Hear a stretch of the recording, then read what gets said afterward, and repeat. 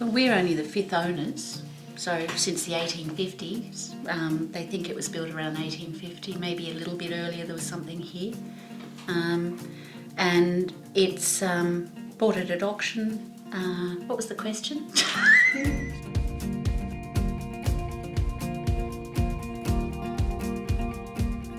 It's historic, it's unique in an area that's beautiful. My only experience of auctions leading up to that was just things like house and contents auctions. I found it online first on one of those real estate websites, and I just took lots of photos, showed them to Chris and said, what do you think of that? And he said, oh, it's just cosmetic, not major structural. Before the auction actually happened, I was getting a bit nervous. I had a guide from the agent as to how much they thought it was going to go for.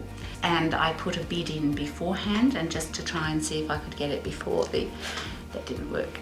So they said, no, let's just take it to auction. So we registered and I had number one, which I thought was a great sign because no one else had obviously registered before that. And then it was just sweating to see how many would register, and no one did.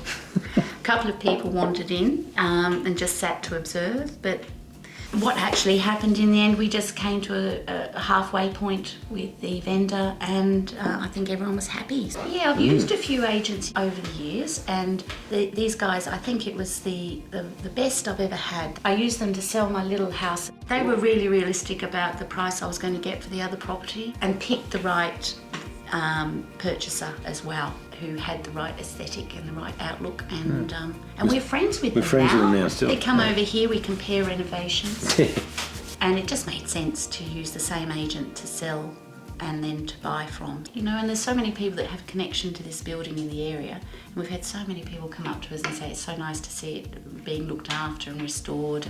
But it's just gonna take a little bit of time.